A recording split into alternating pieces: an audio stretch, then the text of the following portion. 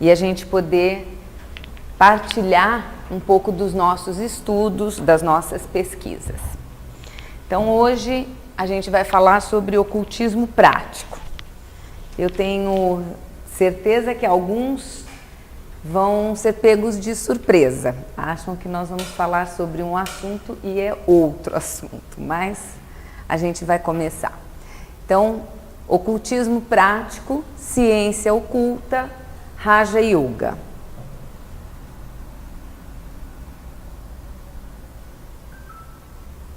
Ocultismo teórico, teosofia, ocultismo prático, ciência oculta.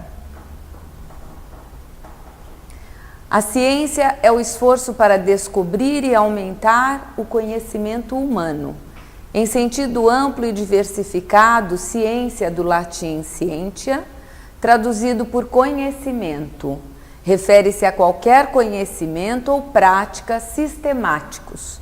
Em sentido estrito, ciência refere-se ao sistema de adquirir conhecimento baseado no método científico, bem como ao corpo organizado de conhecimento conseguido através de tais pesquisas. O método científico é um conjunto de regras de como se deve proceder a fim de produzir conhecimento dito científico. Então essa é a explicação que a gente conseguiu através do Wikipédia do significado da palavra ciência, porque nós estamos falando de ciência oculta. Por que oculta? Porque é daquilo que a gente não tem acesso através dos 5 sentidos. Até tem um pouquinho, mas é mais profundo ainda, né? A gente vai ver no decorrer.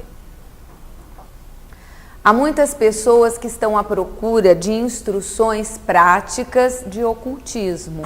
Faz-se necessário, portanto, esclarecer de uma vez por todas a diferença essencial entre ocultismo teórico e prático, ou o que é geralmente conhecido como teosofia de um lado e ciência oculta do outro, e a natureza das dificuldades envolvidas no estudo dessa última ciência oculta ou ocultismo prático. Teosofia é o que a gente faz aqui todas as sextas-feiras com palestras sobre os temas mais variados que fazem parte do corpo da teosofia. Então, a teosofia é um estudo teórico, né? É uma compreensão de vários conceitos e até mesmo, não apenas de conceitos, mas de vivências que tenham a ver com esse lado, tudo bom? Com esse lado de teosofia, da sabedoria divina, das leis da natureza. Só que ocultismo prático é como a própria palavra está dizendo, é a prática daquele conhecimento que a gente obtém através do estudo, ou seja, a prática do conhecimento que nós conseguimos através da teosofia. Isso é mais complicado do que a compreensão pura e simples. É fácil tornar-se um teósofo? A gente vai ver que não é tão fácil, mas olha aqui. É fácil tornar-se um teósofo. Qualquer pessoa com mediana capacidade intelectual e com certa inclinação para a metafísica, que leve uma vida pura e altruísta, que encontre mais alegria em ajudar o seu próximo do que em receber ajuda para si mesmo, que esteja sempre pronta a sacrificar seus prazeres pessoais em benefício dos outros, que ame a verdade, a bondade e a sabedoria simplesmente pelo que são em si mesmas e não pelo benefício que delas possa oferir, é um teósofo. Não é tão fácil, né? É mais ou menos. A gente tem assim aquela boa vontade de ajudar aos outros, a gente tem vontade de aprender e estamos aqui ao invés de estar em casa, assistindo televisão, né? Mas isso já faz de você um teósofo. Mas você tem que também ter uma predisposição de estar sempre pronto a ajudar o outro, né? De abrir mão, às vezes, dos seus prazeres, do seu conforto, para poder fazer algo que tenha a ver com o próximo ou com a coletividade em geral. Então, isso é mais fácil do que ser um ocultista. Isso é ser um teósofo.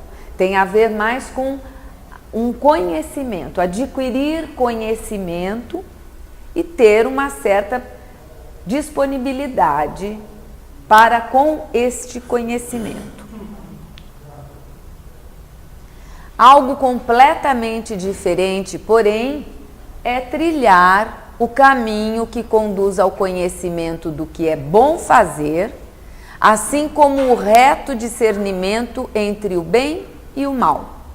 Um caminho que também conduz um homem até aquele poder, através do qual ele pode fazer o bem que deseja, muitas vezes sem precisar aparentemente levantar um dedo sequer.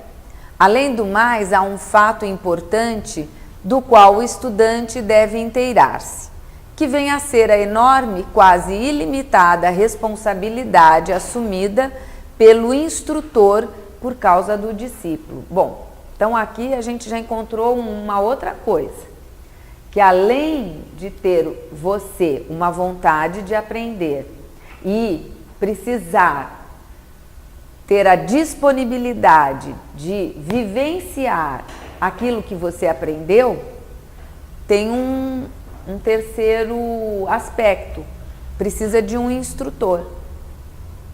Então é uma coisa bem mais profunda do que a gente pode imaginar.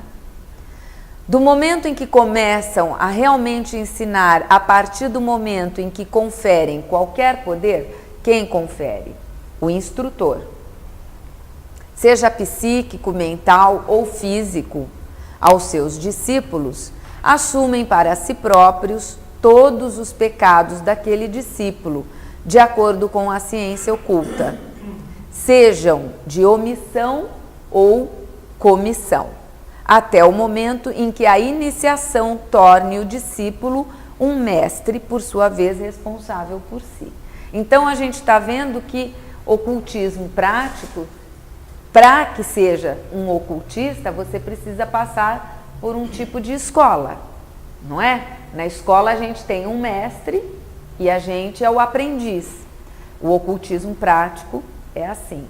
Por isso que lá no comecinho a gente tinha dito Raja Yoga. A Raja Yoga é um caminho de ocultismo prático. Professora, diga. Esse segundo parágrafo chama atenção nesse detalhe ali de que o que confere qualquer poder, seja mental ou físico, aos seus discípulos, assumem para si próprios todos os pecados daquele discípulo. Está se referindo ao instrutor, né? Isso. Então, você está vendo que aqui vai acontecer o quê? Quando a pessoa começa a caminhar no ocultismo prático, ela vai desenvolver, foi bom você ter falado, obrigada, César, ela vai desenvolver poderes. E o instrutor que a está auxiliando, que a está instruindo, é um mestre, né? E ele assume para si todos os desvios que o discípulo tiver. Então é uma responsabilidade muito grande um mestre aceitar discípulos. Inclusive porque ele tem que baixar o tom dele de alguma maneira, né? Quando, é como tem um símile que é muito interessante, que são duas caixas de água conectadas, né, por um cano, e que elas vão estar no mesmo nível por causa do cano que as conecta, não é isso? É a mesma coisa, quando um mestre vai instruir um discípulo no caminho do ocultismo, ele tem que estar com as energias dele equalizada com a do discípulo. Então, para ele é um sacrifício muito grande, porque ele tem as vibrações purificadas num nível muito mais alto, né? E ele, então, um discípulo, ele só vai aceitar um discípulo que esteja pelo menos num determinado nível em que seja compatível com ele, né? A gente poderia lembrar esse aspecto, né, que está sendo passado também quando se refere, por exemplo, na teologia cristã, seja os católicos ou protestantes, que chamam de evangelho, eles costumam dizer assim, ó, as escrituras falam que Jesus perdoou os pecados da humanidade. Só que a gente sabe que, como é teologia, é um aspecto aberto da religião, não tem esse conhecimento da parte interna, né? Quando a gente está estudando filosofia, a gente tem um pouco de acesso, como é o caso aqui de conhecimento interno.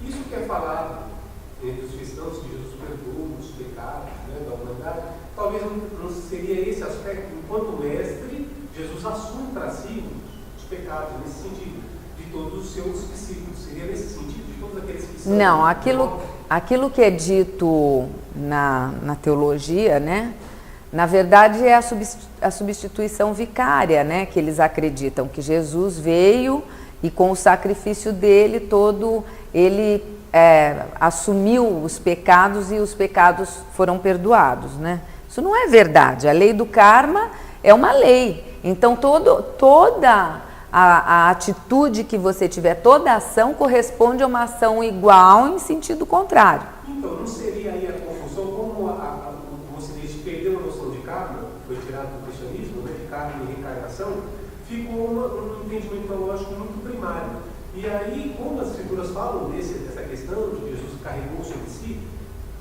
os pecados, se a gente tem esse entendimento interno, a gente sabe que o que está se referindo é isso. Porque se você levar em consideração que tem karma, que tem reencarnação, aí você vê que ele não foi, não está correto. Mas se você tiver esse entendimento interno, eu estou tentando entender. Eu entendi. Talvez tenha esse aspecto que ficou beirando, só que sumiu a noção de karma, sumiu a noção de reencarnação, aí eles acabaram criando um conceito teológico desse tipo, né? Não, entendi a sua pergunta, mas não é nesse sentido, César. O mestre, ele não vai assumir os pecados do discípulo e o discípulo vai ficar livre de pecados. Não, isso nunca acontece. Mas ele está, pelo fato dele estar envolvido magneticamente com o discípulo, as atividades do discípulo, as atitudes do discípulo vão rebater diretamente no mestre. Ele é o responsável pelos discípulos. Ele é o responsável e ele vai sentir isso, mas o que você está falando é mais ou menos uma substituição vicária, isso nunca acontece. O mestre não vai ser responsável pelos pecados do discípulo. Ele sente as vibrações e ele sente os efeitos também num determinado nível. Mas ele não vai ter que pagar os pecados do discípulo, entendeu? É assim que eu entendo. O que eu estou querendo dizer é o seguinte, essa confusão na teologia, que ela criando esse tipo de conceito teológico, não seria por isso como perder a noção de encarnação, perder a noção de karma. Não, entendi. Aí quando ouviram nas escrituras esse tipo, isso tem na Bíblia falando de maneira figurável, né? Pode ser que eles tenham entendido. Desse jeito, de que, então Cristo equilibra os nossos pecados, fica aquela preguiça espiritual dos adeptos. Só que eu acho que não foi isso. Eu acho que a substituição vicária foi algo interessante, né, para a igreja, que é uma maneira de manipular também os outros, né? Porque assim, olha, você cometeu todos os pecados do mundo, muito bem, mas agora você aceita Jesus, então tá tudo perdoado, porque ele, num passado, veio aqui e se sacrificou para pagar os seus pecados, entendeu? Isso, mas não é porque eles não entenderam isso. É porque foi manipulado para que assim ele possa manipular as pessoas, entendeu? É nesse sentido. Mas que fique claro, o mestre nunca vai ele pagar pelos pecados do discípulo. Ele vai sentir os efeitos, porque ele está ligado magneticamente, entendeu? Mas cada um é responsável pelo seu próprio e vai receber os efeitos, né? Mais alguma dúvida com relação a isso? Então vamos para frente. Ocultismo prático é tomar as rédeas de nossa natureza em nossas mãos, tal qual o experiente cavaleiro que conduz seu cavalo para onde, quando e como quiser. Não sermos joguetes dos desejos e paixões comandados pelas reações de nossas emoções. Na verdade, nós, de um modo geral, com algumas exceções, né, somos dominados pelas nossas emoções, mais do que nossos pensamentos. Porque pensamento e emoção são duas coisas tão entrelaçadas que a gente quase não consegue, praticamente é impossível você pensar sem sentir alguma coisa relacionada àquele pensamento, ou sentir alguma coisa sem pensar algo relacionado àquela emoção, não é? Então, e a gente, na verdade, domina muito pouco as nossas emoções. Quantas vezes nós não reagimos a alguma atitude e depois a gente se arrepende? Não é isso? A maior parte das vezes, em várias situações, com os nossos familiares, no serviço, com os nossos colegas, na rua, não é? Você levantou, você está bem, de repente você sai, pega o carro, vem o outro, te dá uma fechada, você já acaba falando uma coisa que você não gostaria de falar. Quer dizer, mas isso você mostra o quê? Foi o seu emocional que agiu e não você, né? Isso é que nós vamos ter que aprender a controlar. É nós nos tornarmos senhor das nossas atitudes, das nossas palavras e dos nossos pensamentos. Falando pode parecer que é fácil, mas é muito difícil. Um exemplo simples é, vamos sentar para meditar. Então vamos sentar por 5 minutinhos para meditar. Vamos meditar no altruísmo ou na simpatia. Vamos meditar na simpatia. Aí você senta por 5 minutinhos para meditar. Você começa a pensar na palavra simpatia, né? Daí a pouco, teu pensamento já foi lá longe, já está brigando com alguém, porque aquela palavra te trouxe, vem. Então você pensou, palavra simpatia, simpatia, simpatia. Aí você visualizou alguém com quem você tem simpatia. Mas aí, de repente, você já, daquela pessoa, viu numa outra que você gostava, mas você teve um desentendimento. Aí você ficou com muita raiva dela. Disso, você já passa por uma situação que você estava andando na rua com o carro e alguém te fez... E aí, quando você vai ver, não tem mais nada da simpatia. Então, isso serve para mostrar o quê? Primeiro, que nós não controlamos o nosso pensamento. Que nós não controlamos as nossas emoções. E daí, lógico, advém que nós também não controlamos muitas das nossas atitudes e palavras. Quantas vezes falamos coisas num momento de raiva para algum ente querido que a gente não queria falar, não é mesmo? Então, o ocultista é aquele que ele tem total controle de tudo isso. E aqueles poderes que nós falamos no outro parágrafo, são poderes que vão ser conferidos e que, se você não tiver esse controle, você pode causar um mal muito grande. É a mesma coisa que você pegar e dar na mão de uma criança um revólver. Toma esse revólver com bala e tudo, né? A criança pega, vai olhar, ou ela se dá um tiro, ou dá um tiro no outro, porque ela não tem controle, ela não tem maturidade para mexer com aquilo, não é isso? Então, o ocultista é um ser que já desenvolveu os poderes que um dia todos nós vamos desenvolver, porque faz parte da evolução humana o desenvolvimento de todos esses poderes, né? Mas para que a gente chegue lá, nós temos que aprender a ter autocontrole. de pensamento, de sentimento e, logicamente, de atitudes e palavras. Ocultismo prático é um estudo demasiado sério e perigoso para ser realizado sem a mais extrema dedicação e sem que se esteja pronto a sacrificar tudo e a si mesmo em primeiro lugar para atingir seu objetivo. Ocultismo como sendo o estudo do lado oculto da natureza, ou melhor, o estudo da natureza em sua totalidade, e não apenas daquela parte mínima que é objeto de investigação da ciência moderna. Isso está na página 95 daquele livrinho Ocultismo Prático. Toda essa exposição é baseada no livrinho Ocultismo Prático, são frases do livro, não são minhas, tá? Então, isso daqui não sou eu que estou dizendo, né?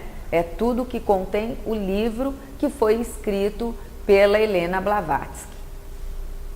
Então, a gente pensa, puxa, o estudo do lado oculto da natureza, mas o lado oculto da natureza é aquilo que a gente não enxerga com os nossos sentidos, né? Então, nós temos o quê? A física quântica, que ela está estudando o lado oculto da natureza, não é? E ela está mostrando poderes que a gente ainda não tinha percebido, não é?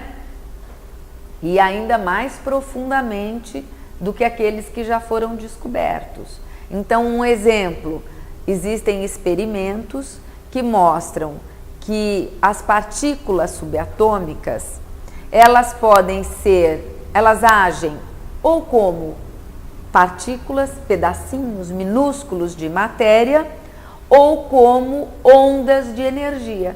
Existem experimentos que comprovam que ela vai agir de um jeito ou de outro, dependendo se tem alguém observando ou não. É muito interessante. Se tem alguém observando a partícula subatômica, um fóton, por exemplo, que ele vai se comportar ou como partícula ou como energia. O simples fato de ter um observador faz com que ele então se comporte como partícula, um pedacinho de matéria. Mas a gente não vai ficar falando sobre isso, né? Mas isso é só para exemplificar que esse é um estudo de algo oculto da natureza, né? É interessante, professor, que se há uns 50 anos atrás, algum budista falasse, eu vim hoje para a evidência e falasse isso, eu observei que na matéria desse episódio que a ciência quântica hoje vê. E fosse falar com cientistas, eles acharam que isso é coisa dos seus alunos, isso é ridículo.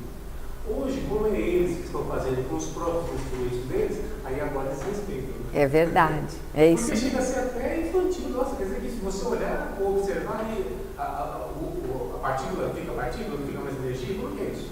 Parece uma coisa de criança, né? E isso vem comprovar que nós é que fazemos a nossa realidade. Entendeu? Nós é que criamos a nossa realidade, né? O budismo já falava isso. Pois é, os Vedas, vocês já estudaram, né? Os Upanishads. Então, isso daí já é sabido. Os mestres de sabedoria já falam disso há muito tempo, né? Porque isso é natureza, são as leis da natureza, né? Ocultismo não é magia. É comparativamente mais fácil aprender os truques de encantamento e os métodos de uso das forças mais sutis, mas ainda assim materiais, da natureza física. Isso é muito mais fácil de aprender do que os poderes da alma. Olha, os poderes da alma animal no homem são logo despertados, que são aqueles poderes que são os poderes psíquicos que a gente estava falando lá atrás, As forças que o seu amor, seu ódio e sua paixão podem pôr em ação são prontamente desenvolvidas. Mas isso é magia negra, feitiçaria, pois é a intenção, somente a intenção, que faz com que qualquer exercício de poder torne-se magia negra e maligna, ou branca e benéfica. É impossível empregar forças espirituais se houver o mais leve traço de egoísmo presente no operador, pois, a não ser que a intenção seja totalmente pura, a vontade espiritual converter-se-á em psíquica, agindo sobre o plano astral e podendo produzir resultados terríveis. Aqui a gente tem algumas coisas a inferir. Magia negra é tudo aquilo que é feito com algum benefício próprio, por mais sutil que seja esse benefício. E ela age do plano mental concreto para baixo. A espiritualidade, tudo que for magia branca, vamos dizer assim, busca a espiritualidade. A espiritualidade engloba o plano mental superior, o búdico e o átmico, né? Então, tudo que for utilizado dali para baixo, com a personalidade, é magia negra. O interessante é que aqui ele fala de amor também, olha aqui. As forças que o seu amor, seu ódio e sua paixão podem pôr em ação são prontamente desenvolvidas. Puxa, amor? Então a força do amor também age como magia negra? Por quê? Porque é um amor egoísta, não é o amor altruísta. É um exemplo bom desse, eu assisti a um filme que uma mãe tinha tido um filho, né, a mãe e o pai, o casal, e essa menina desenvolveu uma doença, acho que foi câncer, e ela tinha câncer na medula, é isso. Só que nem o pai nem a mãe podiam doar a medula para fazer o transplante. E o médico falou que eles poderiam ter um filho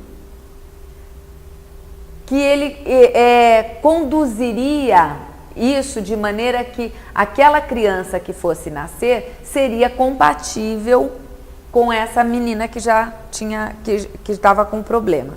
E os pais aceitaram. E a mãe, aquela menina que nasceu, ela viveu a vida dela durante muitos anos servindo de repositório para a irmã. Então, desde pequenininha, tiravam pouco de medula, enfim, faziam de tudo e eram várias intervenções e a menina estava numa certa idade, acho que já era 11 anos, mais ou menos, não me lembro bem, faz um tempo que eu assisti. E ela não queria mais. Na verdade, depois com o decorrer do filme, a gente descobre que a irmã doente pede para que ela se recuse a fazer aquilo, porque a mãe não aceitaria se ela, a menina doente, dissesse que não ia querer mais. Então ela pede que a irmã se recuse e coloque um advogado para defendê-la. Então você vê, a mãe fazia tudo por amor àquela filha. Mas é um amor egoísta, porque ela achava que ela tinha o direito de usar a outra filha para servir aquela filha. Percebe? É muito sutil, mas é um egoísmo muito grande. E não enxergando naquela outra filha o direito dela ser independente, né? Então, aí a gente vê que o amor, que nós entendemos como amor, na maior parte das vezes, não é um verdadeiro amor. É um apego, é uma paixão, né? É a vontade de fazer, é a vontade de controlar, né? De estar com aquele ser, né? O amor da alma animal. Isso, da alma animal, exatamente. Porque o amor verdadeiro no sentido espiritual, ele nunca quer controlar nada nem tudo. E um dos princípios é você aprender a aceitar a vontade do Pai, a vontade da vida. Se a vida te coloca uma situação de perda do filho, é muito dura, claro, eu sou mãe, acho que é a dor maior que um pai e uma mãe sofrem. Mas se a natureza te coloca, a vida te coloca aquilo, é porque você tem um aprendizado com aquilo, né? E não você procurar fazer uma coisa, é claro, você tentar salvar, você tentar, isso, tudo bem, perfeito.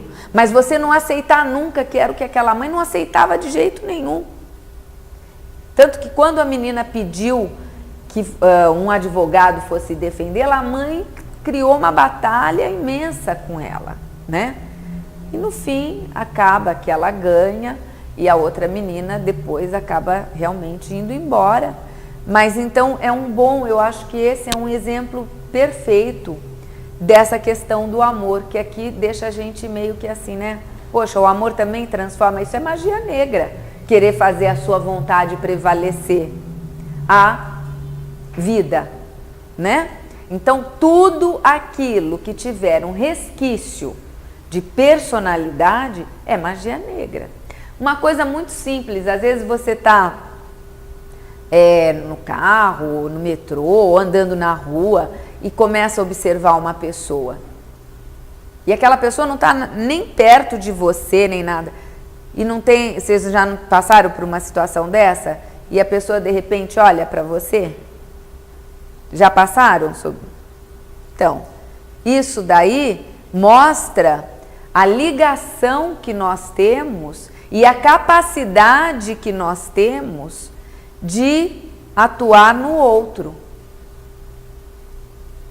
Essa é uma magia cinza, vamos dizer assim, né? Porque não causou nada, mas que mostra que você atua com a sua vontade, atua no outro, né? Não sei, nesse sentido, por exemplo, você também, às vezes, você está num determinado ambiente. Eu sei que entendo até que nós estamos ali, nós estamos participando de todas as formas do que está acontecendo naquele ambiente. Aqui, por exemplo, né? Em qualquer lugar que nós estejamos presentes. Mas vamos dizer, você trabalha, vamos falar só do assunto trabalho, sai um pouco do pessoal, familiar. Mas você trabalha em determinado lugar. Esse lugar aí, por algum motivo, está com um pouco de serviço, está com carga baixa de serviço. O fato de você ali se cotizar e passar essa coisa, vamos manter a energia positiva acima, é uma forma e vai acontecer. Vão chegar mais trabalho, seja um comércio, seja uma coisa de qualquer forma, vai se passar. Isso é um tipo de magia, mas nesse caso não está fazendo mal. Não é nem fazendo mal, porque bem e mal é uma coisa muito relativa e depende do ponto de vista que você está. É verdade, é verdade. verdade. Não dá para você saber se é bem ou mal. Mas eu digo, está se usando, isso é uma magia, é uma forma. Mas também não está usando de egoísmo, né? Entende que eu quero dizer o seguinte: está trazendo benefício. O que querem, mas não está tirando benefício de alguma forma, de outro que não sabe disso. É complicado, porque também se você deixa descambar aqui ainda, nessa condição de matéria, nós precisávamos.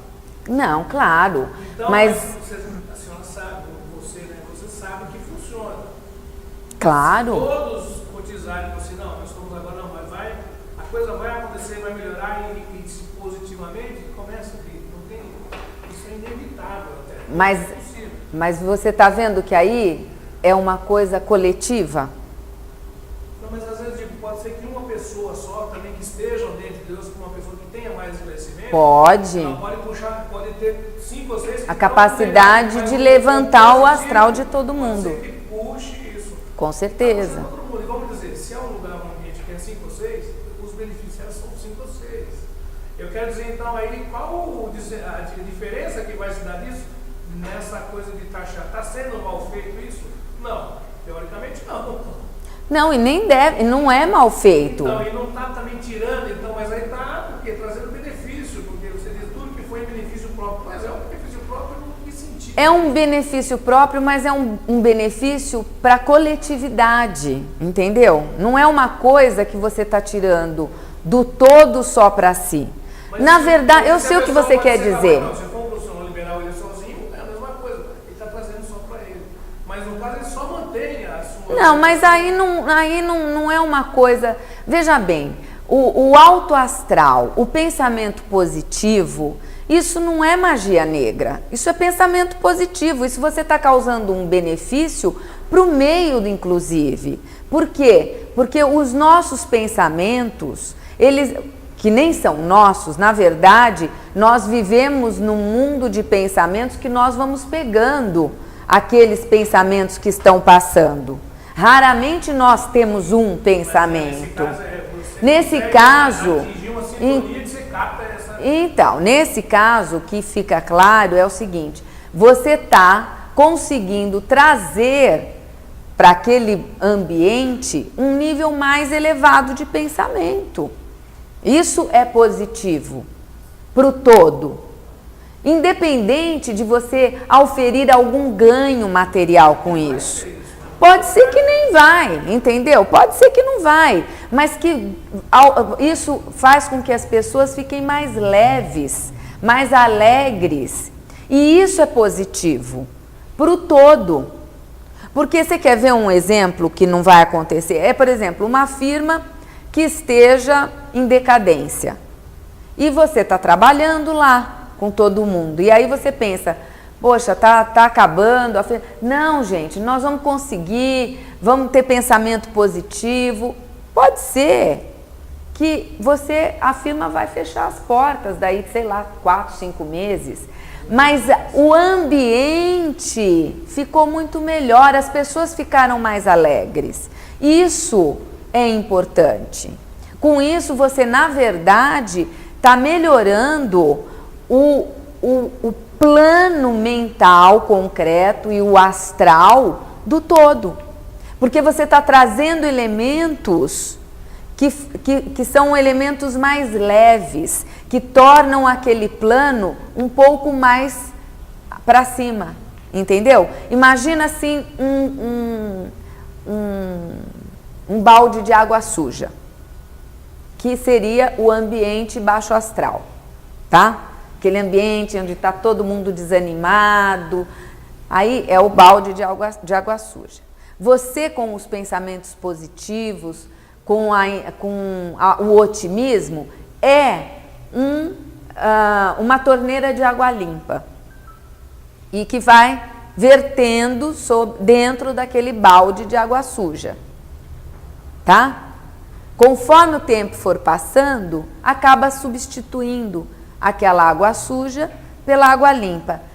Teve ou não teve um ganho no geral? Não é? É isso. Pode ser que os ganhos materiais não aconteçam, porque isso muitas vezes independe do teu grau de otimismo, entendeu? Quando é uma coisa coletiva assim. Isso faz uma diferença enorme para a sua qualidade de vida. Certo? Quando a gente aceita, e inclusive um dos requisitos para o caminho espiritual é a alegria. Alegria que independe do que vem acontecer. Certo? É você aprender a aceitar tanto as tristezas, as coisas não boas para você, quanto aquelas que são boas. Elas têm o mesmo valor e o mesmo peso. Mas a pessoa alegre é aquela pessoa que aceita. Então, ela aceita as coisas boas como uma oportunidade de encher o tanque, vamos dizer assim. Certo? É o momento em que você se recompõe, que você se enche de energia positiva para enfrentar a caminhada. E aceitando as coisas difíceis e tristes, isso faz com que você cumpra o seu dharma e pague o seu karma, vamos dizer assim, de uma maneira bem simplista, né? Mas é assim, a gente tem que aprender a aceitar tanto as coisas que nos trazem alegria, como aquelas que nos trazem tristeza, da mesma maneira.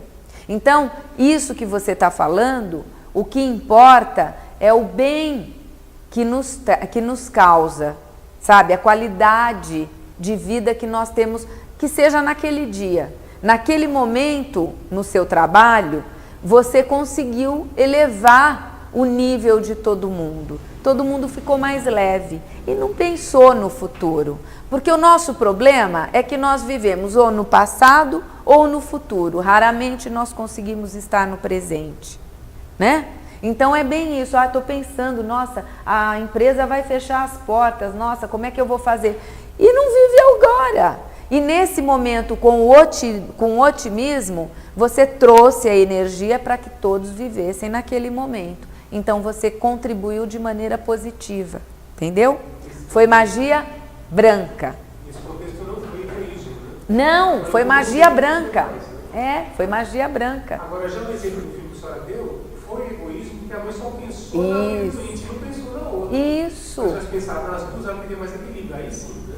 Exato. Ela tentar salvar a doente, não estava errado. Não. Mas se ela sacrifica a outra, aí está. Isso, quer dizer, porque uma merece mais do que a outra, né? Entendeu? Então não é um amor, aquilo era um egoísmo. Ela tinha um complexo de Deus, que ela queria mudar tudo que tivesse ali, né? Então, olha o último. Os poderes e as forças de origem animal podem igualmente ser usados tanto pelo egoísta e vingativo, quanto pelo altruísta e todo compassivo. Os poderes e as forças espirituais são concedidos somente àqueles que são perfeitamente puros de coração. E isto é magia divina. Essa já é mais que a branca, é divina. Essa é divina. Essa é magia divina. Olha só. Os poderes e as forças espirituais não estão mais naquele nível baixo, estão naquele nível para cima, do triângulo, do Atma, Buddhi e Manas. Quais são então as condições requeridas para tornar-se um estudante da divina sapiência, ou seja, um ocultista? Pois que fique claro que tal instrução não pode, quiçá, ser ministrada, a não ser que estas condições sejam preenchidas. As condições a gente vai começar a falar. E rigorosamente levadas a cabo durante os anos de estudo. Ninguém pode nadar a não ser que entre em água profunda. Nenhum pássaro pode voar a não ser que suas asas se tenham desenvolvido e que tenha espaço à sua frente, bem como coragem para lançar-se no ar. Um homem que queira manejar uma espada de duplo corte deve ser um mestre completo no manejo da espada sem corte, para que não venha a ferir-se a si mesmo ou, o que é pior, ferir outros na primeira tentativa. Então, ocultismo não é brincadeira. Tá? Teve um episódio na França, no teatro, esses dois atores estavam procurando um espadachim que fazia parte da peça. E aí, como estavam usando espadas verdadeiras e afiadas, atingiu o olho de um. Aí tiveram que parar a peça, o povo teve que ir embora, você terminar o hospital, coisa toda. Aí, a partir daquele episódio, se concluiu que não se deve usar as armas originais de uma peça, usa sem corte. Né? Então. Agora, vendo o perigo que é se você não tem o controle absoluto de uma arma. Né? Isso, e esses poderes que nós vamos conseguindo desenvolver são como essas armas, né? Por isso que para desenvolver esses poderes, primeiramente nós temos que desenvolver a nós mesmos. o nosso autocontrole.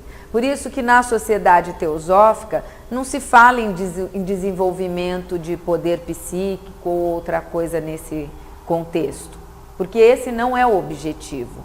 Esses poderes serão desenvolvidos conforme estivermos galgando, né, os degraus da espiritualidade. Eles vêm com o tempo. Assim como uma criança, ela nasce sem saber andar, não é? Conforme o tempo vai passando, ela vai desenvolver esse poder de andar, não é? Então, o andar é um poder, o falar é um poder, o conseguir nos alimentarmos, cuidar de nós, nossa higiene, de nosso corpo sozinhos, é um poder, não é? Não tem crianças com problemas físicos, mentais, que são totalmente incapazes? Elas não têm esses poderes que nós temos, mas são poderes tão triviais que a gente não os encara como poderes, mas são poderes. A gente dá valor, não é? Então, esses outros, e nós fomos desenvolvendo naturalmente, não é? Sem pensar. Esses outros também serão, mas no devido tempo. Mas temos que ser mestres das armas. E que armas são essas? Nós, os nossos corpos. À medida em que tivermos conseguido desenvolver o controle sobre esses corpos, nós então estaremos aptos a poder usar esses poderes, tá? Bom, que está claro, né, que nós não somos o corpo, né? Com tudo isso que a gente está falando, é claro que nós não somos o corpo físico, nem o corpo astral de desejos, nem o corpo mental, não é isso? Nenhum discípulo pode sentir diferença entre si mesmo e seus companheiros de estudos, tais como eu sou mais sábio, eu sou mais santo e agrado mais ao instrutor ou à minha comunidade do que meu irmão, etc. E permanecer um upasaka é um discípulo, tá?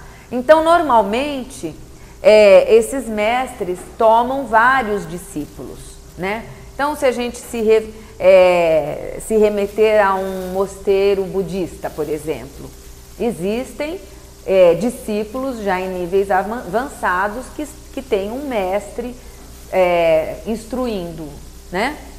Então, esse tipo de sentimento não pode acontecer num discípulo. Isso é vaidade. Fala. Mas ele pode sofrer esse tipo de sentimento? Sim, isso demonstra que ele ainda está aquém do que se espera de um discípulo. Ele pode sofrer, porque nós estamos aqui participando de uma agora. A gente percebe que se você está em determinado lugar, você faz determinada coisa, aí você passa a ser taxado como mais,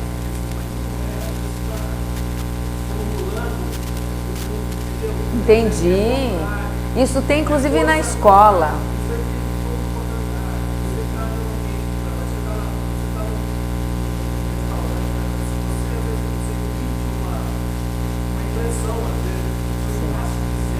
Sim, claro.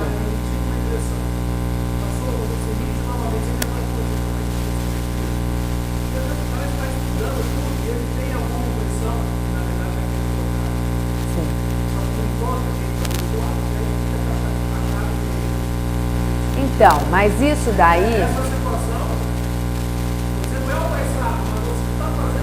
Sim, mas nessa situação aqui, as pessoas não podem mais estar nesse nível. É isso que eu quero dizer. Os discípulos, alguém que é aceito como discípulo, ele não pode mais estar nesse nível. É isso, entendeu? Se bem que... Sim, mas nós estamos... Não, claro, mas esse padrão aqui, você está vendo que é um padrão muito elevado? Então, para se transformar num ocultista, você tem que estar ultrapassando esses níveis. Quer dizer, para ser um discípulo aceito, você praticamente já não tem mais que estar nesse padrão. É isso que eu estou dizendo. Nós aqui não somos discípulos, eu não sou discípula.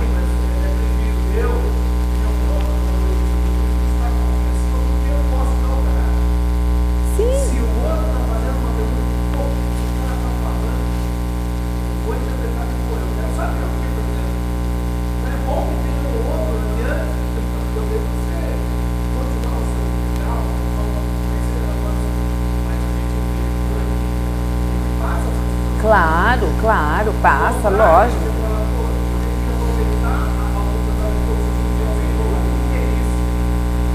Claro. Claro, mas esse caso, de novo, eu volto a dizer, quando um mestre aceita discípulos, eles têm que estar com um mínimo de padrão já mais elevado. Isso. Agora, claro que vamos dizer que num estágio muito inicial, né, do discipulado, pode ser que encontre realmente esse tipo de problema. Pode ser, sim. Entendeu? Mas ele vai trabalhando aos poucos, porque isso tem que ser vencido. Ou seja, vaidade, ciúme, isso tudo não é aceito num discípulo. E isso que você está falando, no fundo, é ciúme, inveja, não é? Então, um discípulo não pode mais ter esse tipo de sentimento, tá? Seus pensamentos devem predominantemente se manter fixos em seu coração, afastando dele todo pensamento hostil a qualquer ser vivente, tá vendo? Isso daqui já é uma resposta a essa situação que você citou. Por isso que primeiro, antes da gente ser aceito como discípulo, a gente passa por provações.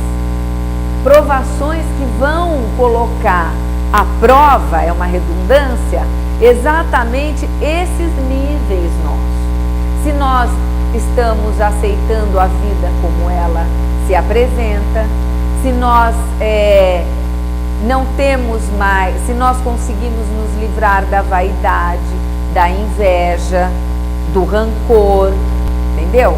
Essas provas que vão se apresentando vão nos afinando.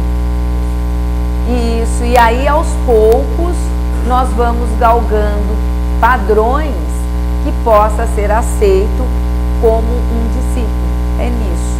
Mas eu, claro, não tenho a capacidade de dizer alguém pode ser que seja um discípulo na sociedade teosófica. Eu não sou, com certeza. Isso eu posso te garantir. Mas quando a gente se propõe a trilhar o caminho do ocultismo, a gente tem que começar a se trabalhar nisso. Então é isso que está sendo dito. Nós temos que começar a tirar de nós essas condições de vaidade, de ciúme. Nós temos que começar a olhar aos nossos irmãos ou a qualquer outro sem nenhum tipo de preconceito.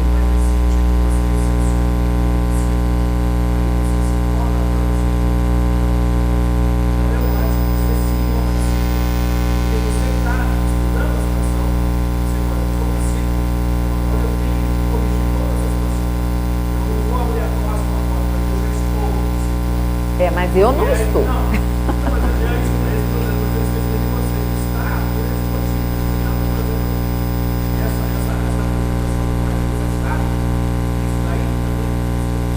Sim, eu tento fazer.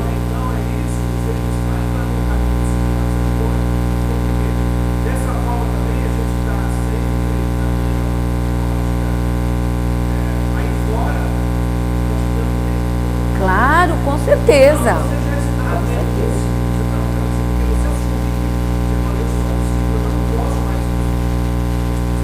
Claro, com certeza. Não, estou tentando.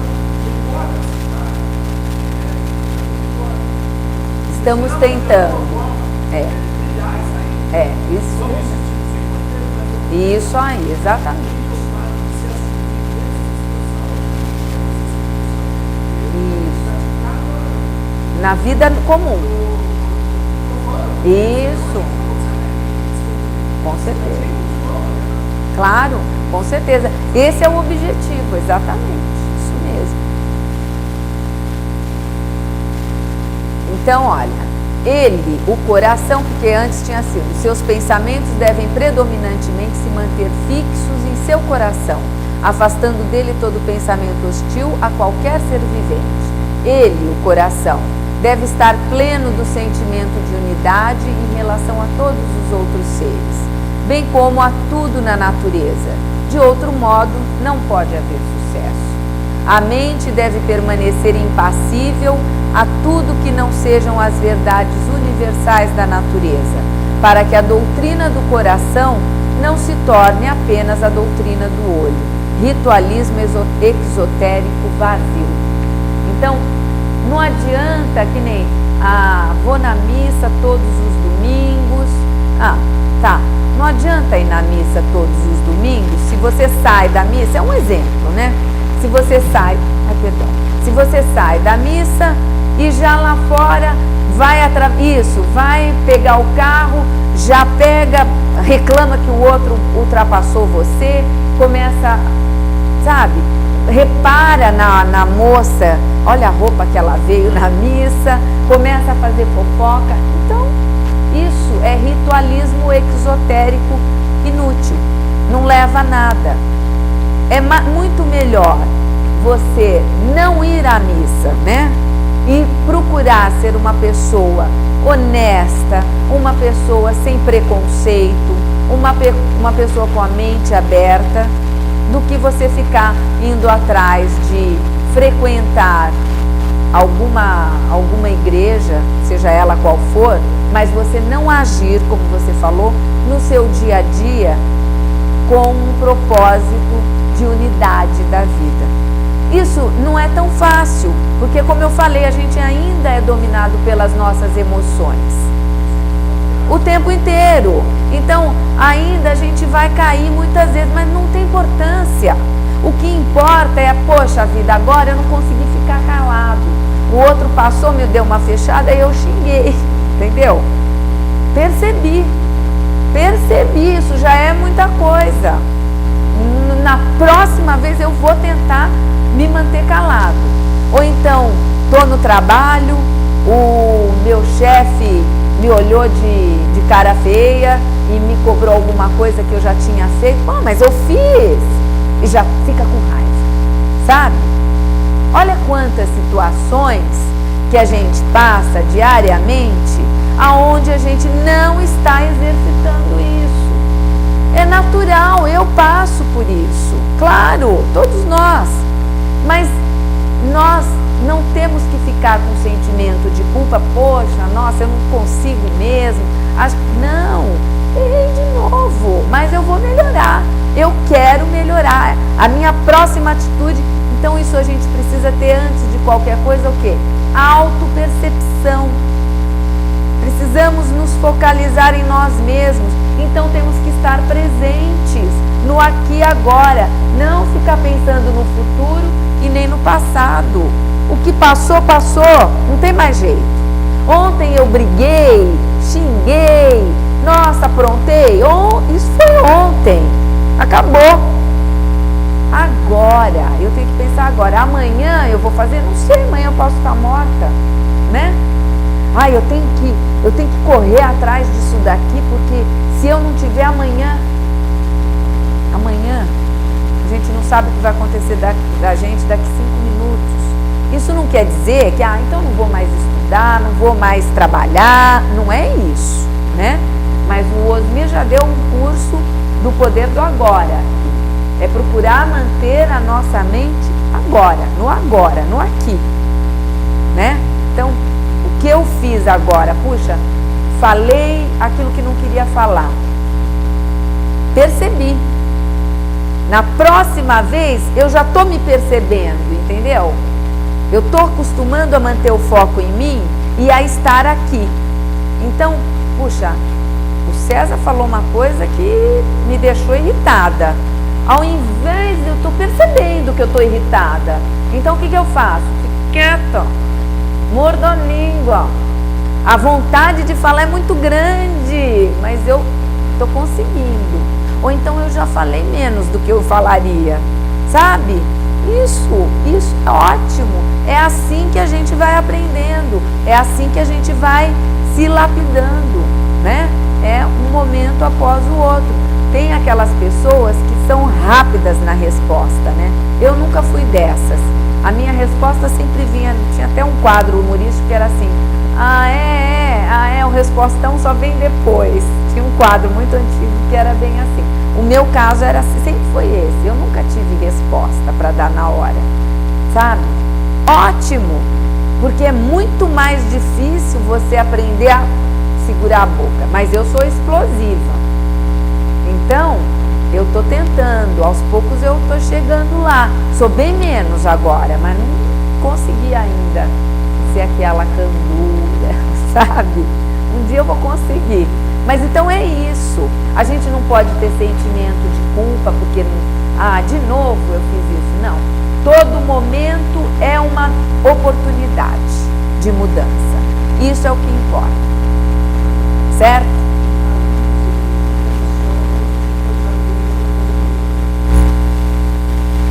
Tá.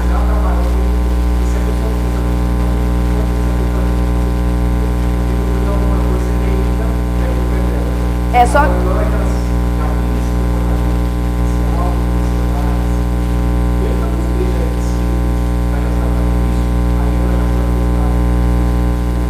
mas que ela não fique paralisada, né? Porque o sentimento de culpa muitas vezes paralisa, né? E não leva para lugar nenhum. Que ela procure fazer assim: derramou leite. Não adianta, eu derramei o leite, puxa, estragou tudo. Isso não leva a lugar nenhum, isso é culpa. O que você tem que fazer? Proativo. Derramou, deixa enxugar, limpar e pronto, paciência. É isso que a gente tem que ter. Como hoje em dia, o palavreado moderno, temos que ser proativos, né? Então, a mente deve permanecer impassível a tudo que não sejam as verdades universais da natureza, para que a doutrina do coração não se torne apenas a doutrina do olho. O conhecer pelo conhecer, o conhecimento pelo conhecimento, isso não significa nada. O conhecimento só tem validade quando ele se transforma em atitudes, em mudança de vida. A meditação, a abstinência, a observação dos deveres morais, pensamentos gentis, boas ações e palavras amáveis, assim como boa vontade para com todos e um total esquecimento do eu, são os meios mais eficazes de se obter conhecimento e preparar-se para a recepção da sabedoria superior. Yama, votos de autodomínio, abstenção de violência, etc. Niyama, pureza, contentamento, olha o contentamento, alegria, né? Austeridade, autoentrega a Deus. O Osmir também já deu curso de yoga, né, Osmir? De Raja Yoga, já foi bastante falado sobre Yama e Niyama, então a gente não vai se deter. Mas esses são o básico inicial para a gente começar a trilhar o caminho do ocultismo. A não violência é básica e ela tem que ser demonstrada e tem que ser tratada. Então, uma palavra grosseira é violência. Às vezes a gente não precisa nem falar. A nossa energia contrária é forte e só de olhar a pessoa percebe a violência no nosso olhar, não é? Então, tudo isso. E esse é um galgar contínuo. E não é tão fácil, mas é possível. É possível. Tá?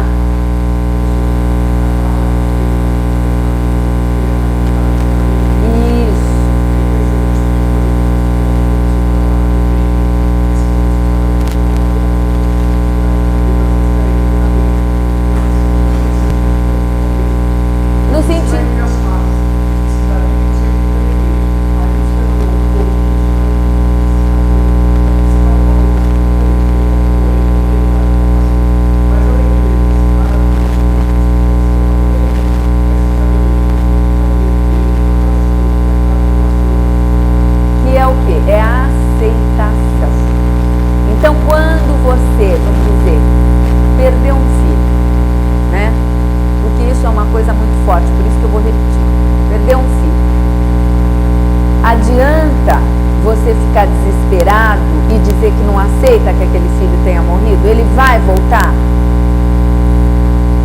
Não adianta.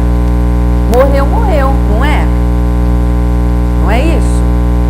Então, aceitação significa não que você não vai sentir tristeza em algum momento. Claro que você vai. Perdeu o seu filho, é lógico que você vai sentir tristeza. Mas você não vai se desesperar. Você não vai amaldiçoar a vida e aos outros porque você perdeu o seu filho. Entendeu? Os outros também perdem. Quantos não perdem diariamente? Não é? Mas aquilo que acontece com o outro, o problema é do outro. Não é isso? Quando acontece comigo, aí já não pode. Não é? Não é assim? Então, aceitação. É triste, é doloroso, é. Mas eu não posso fazer nada para reverter isso. Eu não vou tirar o amor do meu filho do meu coração, mas eu posso, e ele não está mais aí, mas eu posso continuar dando esse amor, porque ele não está aqui em carne e osso, mas ele está em algum lugar. Tanto isso é visível que quando tem um corpo morto, ninguém fala, olha a pessoa ali. O que eles falam? É o corpo. Não é isso? Vai chegar, você vai lá no velório. Não chegou ainda. Você fala, poxa, o corpo ainda não chegou. Você não fala, o fulano ainda não chegou no caixão. Ninguém fala isso, não é mesmo? Não chegou o corpo. Quer dizer, o quê? É porque é óbvio que aquela pessoa não está mais ali. Mas ela está em algum lugar. Né? Ela não está mais ali, mas não tem uma lei da física que diz, na natureza nada, tudo se transforma. Nada se perde, tudo se transforma.